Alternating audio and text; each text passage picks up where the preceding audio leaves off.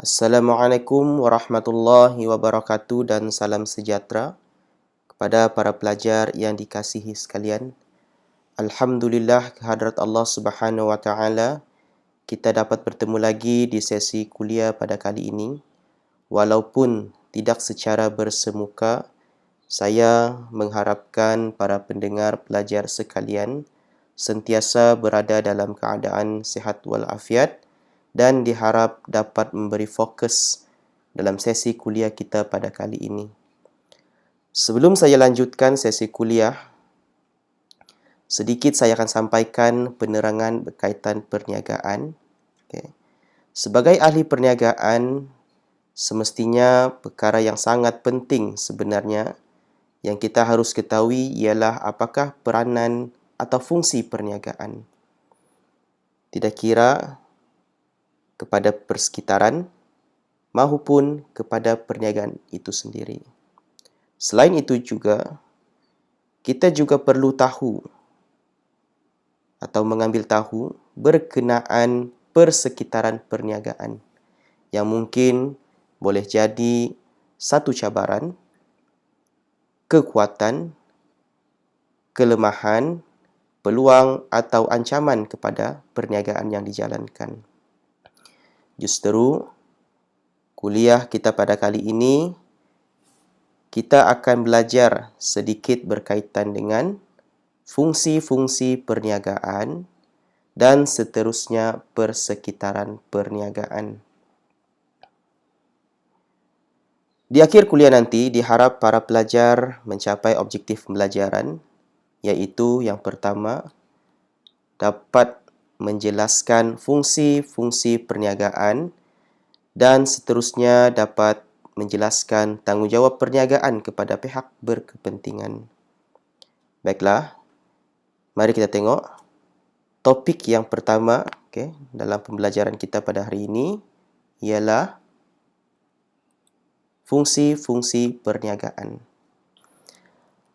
Lazimnya, fungsi perniagaan terdiri daripada 4 yang utama, iaitu yang pertama sekali adalah pengeluaran, pemasaran, yang ketiga keuangan, dan seterusnya pengurusan sumber manusia. Jadi kesemua 4 keseluruhan yang kita akan pelajari pada sesi kali ini.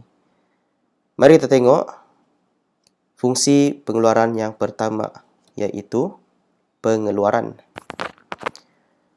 Fungsi pertama yang penting adalah pengeluaran, iaitu di mana kalau kita tengok maksud dia, perniagaan menghasilkan satu produk atau keluaran melalui suatu proses transformasi sumber-sumber pengeluaran ataupun input kepada output ataupun barang siap atau barang separa siap. Keluaran yang dihasilkan termasuklah dalam bentuk barangan ataupun perkhidmatan yang mana wujudnya nilai tambah sumber-sumber bahan mentah setelah menjadi output atau barang siap. Sebagai contohnya, berdasarkan slide ini, kita tengok proses pengeluaran kasut. Para pelajar juga boleh ambil contoh lain seperti proses pengeluaran roti, proses pengeluaran kereta, dan sebagainya. Fungsi yang seterusnya kita akan masuk, iaitu berkaitan pemasaran. Selain daripada pengeluaran tadi, pemasaran juga merupakan atau boleh dianggap sebagai nadi dalam perniagaan. Ini kerana kecekapan dan keberkesanan pemasaran sangat mempengaruhi pembelian. Pemasaran yang berkesan menggalakkan pembelian daripada pengguna. Dan begitu juga sebaliknya. Pemasaran merupakan satu sistem aktiviti perniagaan yang dibentuk untuk merancang dan melaksanakan konsep produk, penentuan harga, promosi, dan pengedaran suatu produk. Contohnya, melaksanakan promosi jualan, peletakan harga, dan pengedaran. kecekapan sebuah perniagaan dalam mengurus promosi, harga dan pengedaran mampu menggalakkan pembelian daripada pengguna dan ini memberi kesan yang baik kepada perniagaan. Okey, seterusnya fungsi berikut adalah kewangan. Kewangan umumnya, diistilahkan apa sahaja aktiviti yang melibatkan pengurusan kewangan, tidak kira individu, pertubuhan perniagaan atau bukan perniagaan, pertubuhan kerajaan atau bukan kerajaan. Ini bermaksud semua aktiviti berkaitan kewangan, termasuklah penyediaan maklumat kewangan, seperti penyata kewangan, sehinggalah peniaga atau pengurus kewangan melakukan ramalan keperluan dana, mencari sumber dana dan penggunaan dana sehingga memastikan dana tersebut digunakan secara cekap dan berkesan. Sebagai contoh, penyediaan laporan ataupun penyata kewangan. Begitu juga contoh lain seperti perancangan belanjawan perniagaan. Seterusnya, fungsi yang terakhir adalah pengurusan sumber manusia. Sebelum kita lebih lanjut, perlu kita tahu sumber manusia itu merupakan semua staf yang merangkumi pekerja dan pihak pengurusan dalam sebuah perniagaan. Justru pengurusan sumber manusia ini pula merupakan suatu program pembangunan dan pentadbiran sumber manusia untuk meningkatkan prestasi dan kualiti di samping memenuhi keperluan dan kepuasan mereka, iaitu sumber manusia tadi. Contohnya, dalam pengurusan sumber manusia, program yang dijalankan seperti atau bermula dengan pengambilan pekerja baru, memberi latihan dan pembangunan, memberi ganjaran dan bonus, dan lain-lain lagi.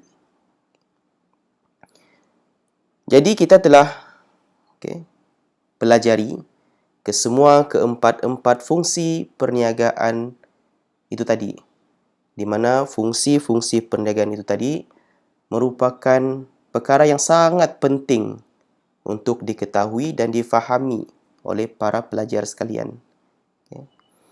Seterusnya, kita tengok pula topik yang kedua dalam sesi kuliah pada kali ini, iaitu persekitaran perniagaan. Persekitaran perniagaan seperti yang saya terangkan di awal kuliah tadi, ia boleh menjadi satu cabaran kepada peniaga. Kecekapan dan keberkesanan perniagaan sangat bergantung kepada kecekapan dan keberkesanan peniaga dalam menguruskan persekitaran perniagaan ini. Kerana terdapat persekitaran perniagaan yang memberi kesan secara langsung dan tidak langsung terhadap perniagaan. Lazimnya, persekitaran perniagaan terbahagi kepada dua, iaitu pihak berkepentingan dan juga persekitaran umum. Terdapat 8 pihak berkepentingan, iaitu masyarakat, pelabur atau pemodal, pembiaya, pekerja, pelanggan, pembekal, pesaing dan akhir sekali adalah kerajaan. Manakala bagi persekitaran umum pula, terdapat 6, iaitu ekonomi, teknologi, sosio-budaya, politik dan undang-undang, global dan seterusnya adalah fizikal dan semula jadi. Namun untuk kuliah kali ini, saya mungkin akan menerangkan pihak berkepentingan sahaja, manakala persekitaran umum akan diajar pada sesi kuliah akan datang. Baiklah, kita tengok persekitaran yang pertama, iaitu persekitaran persekitaran pihak berkepentingan. Maaf. Persekitaran yang pertama adalah pihak berkepentingan yang juga dahulunya dikenali sebagai persekitaran tugas. Dulu dikenali sebagai persekitaran tugas.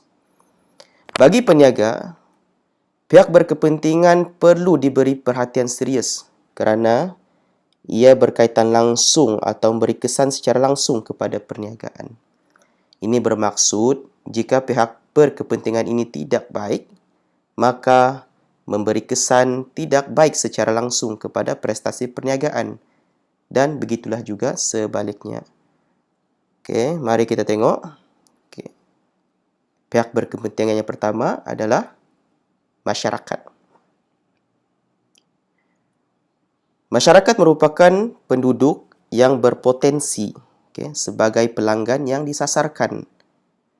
Untuk prestasi yang baik, peniaga perlu menjual barangan yang mematuhi budaya dan kepercayaan masyarakat di sekitarnya. Memastikan tidak ada percanggahan dan memastikan masyarakat hidup selesa seperti melaksanakan tanggungjawab sosial dan menyediakan kemudahan infrastruktur yang baik. Seterusnya yang kedua adalah pelabur atau pemodal.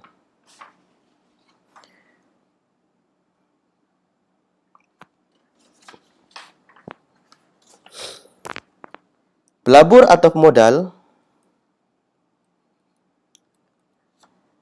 merupakan pemilik yang menyumbangkan modal dalam perniagaan. Dengan matlamat mendapatkan pulangan dalam bentuk keuntungan atau dividen. Justeru, peniaga perlu menunjukkan prestasi keuangan perniagaan yang kukuh agar menarik minat pelabur dan memastikan mereka yakin dengan prestasi perniagaan. Mereka yang yakin besar kemungkinan akan mengekalkan pelaburan dan juga boleh jadi menambah bilangan pelaburan. Keadaan ini sangat baik untuk perniagaan. Pihak seterusnya adalah pembiaya. Pembiaya merupakan pihak yang mengeluarkan dan membiayai modal sebuah perniagaan. Peniaga perlu juga memastikan kedudukan keuangan yang baik yang dapat memberi kepercayaan kepada pembiaya seperti bank untuk memberikan pembiayaan. Ini kerana pembiaya mendapatkan keuntungan daripada kadar faedah hasil pembiayaan yang diberikan. Mari kita tengok pihak berkepentingan yang keempat, iaitu pekerja.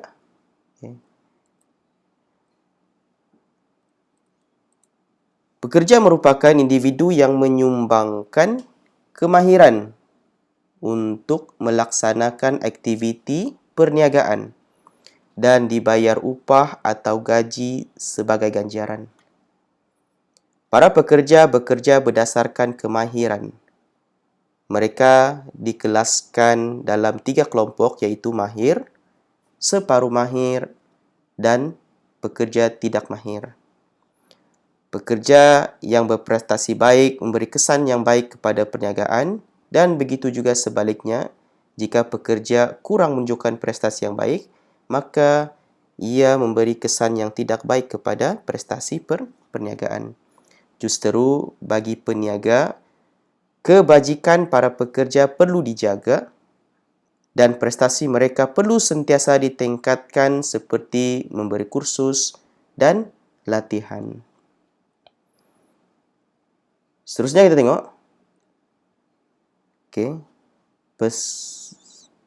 Pihak berkepentingan yang kelima iaitu pelanggan.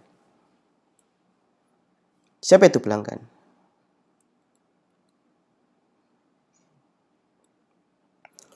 Pelanggan perlu diberi penekanan kerana mereka adalah atau merupakan individu yang membeli dan menggunakan produk yang dijual oleh peniaga.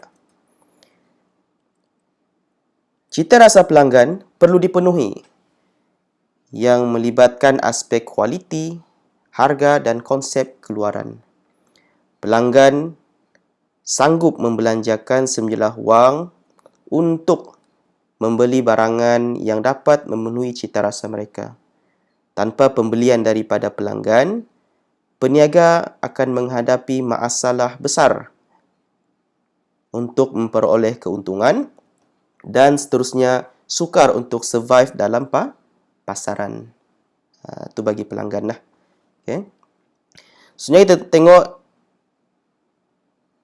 pihak yang keenam, iaitu pembekal. Pembekal merupakan pihak yang menawarkan segala keperluan sebuah perniagaan, seperti bahan mentah, pekerja dan juga pengangkutan. Kerana peniaga sangat mengharapkan bahan mentah yang dibekalkan adalah pada tahap berkualiti. Ini kerana bahan mentah yang berkualiti sangat mempengaruhi kualiti barangan yang dikeluarkan nanti. Namun, peniaga perlu menjaga hubungan yang baik dengan pembekal dan mewujudkan kepercayaan yang tinggi dengan cara membayar semua pembelian secara kredit mengikut masa dan perjanjian yang dipersetujui. Setelah kita tengok, yang ketujuh adalah pesaing. Seperti yang semua ketahui, pesaing merupakan peniaga lain yang menjual atau mengeluarkan barangan sama atau hampir sama. Contohnya bagi pengusaha restoran, pesaingnya adalah pengusaha restoran yang lain di kawasan yang sama. Strategi dan perancangan dibuat kebanyakannya berdasarkan pesaing. Peniaga perlu sentiasa mengambil tahu situasi pesaing dan sentiasa membuat penambahbaikan seperti inovasi terhadap keluaran yang agar mampu bersaing dengan baik.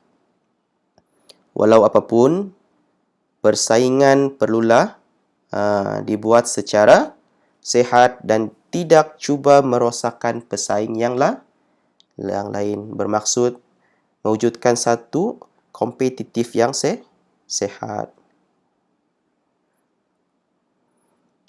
Dan yang terakhir, tengok yang ke-8, adalah pihak kerajaan. Mari tengok apakah tanggungjawab peniaga kepada pihak kerajaan. Peniaga seharusnya sentiasa mematuhi undang-undang yang digubal oleh kerajaan, termasuklah membayar cukai, dan yang paling penting, tidak mengeluarkan atau menjual barangan yang diharamkan atau dilarang oleh kerajaan. Jika peniaga gagal mematuhi peraturan kerajaan, maka perniagaan berpotensi untuk menghadapi masalah. Begitu juga dalam memastikan pembaziran sumber tidak berlaku. Ini bermakna sumber-sumber perlu digunakan secara optimal bagi mengelak pembaziran yang boleh merugikan perniagaan dan seterusnya negara. Oleh yang demikian, kita telah melihat ke-8 pihak berkepentingan perniagaan, iaitu masyarakat, pelabur, pemodal, pembiaya, pekerja, pelanggan, pesaing, dan akhir sekali kerajaan. Kesemua pihak berkepentingan ini adalah memberi kesan secara langsung terhadap perniagaan, tidak termasuk dari aspek prestasi dan sekaligus kelancaran perniagaan. Okey, sedikit rumusan di akhir kuliah kali ini. Okey. Pada kali ini kita telah belajar dua topik penting, okey, iaitu pertama sekali fungsi perniagaan, okey, di mana kita telah belajar berkaitan pengeluaran, pemasaran, keuangan dan pengurusan sumber manusia. Dan seterusnya, okey, di kuliah ini juga kita telah belajar berkaitan dengan persekitaran perniagaan yang lebih menjurus kepada pihak berkepentingan. Okey, pihak berkepentingan umumnya ada 8, iaitu masyarakat, pelabur atau pemodal, pembiaya, pekerja, pelanggan, pembekal, pesaing dan akhir sekali adalah kerajaan. Terus saya mengharapkan semua pelajar boleh mengingat dan memahami semua topik yang telah diterangkan tadi. Baiklah para pelajar sekalian, kita telah berada di pengakhiran kuliah untuk sesi kali ini. Sebelum itu, saya minta para pelajar untuk menyelesaikan latihan yang diberikan dalam slide nota ini dan perlu menghantar kepada pensyarah melalui Google Classroom sebagai penilaian pemahaman pelajar dan sebagai bukti kehadiran kuliah.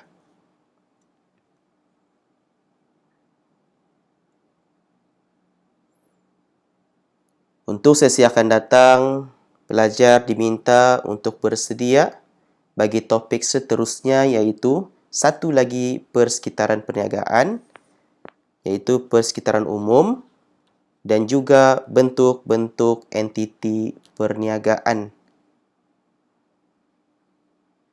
Oleh yang demikian, selamat berjumpa lagi di sesi kuliah akan datang. Sekian, terima kasih.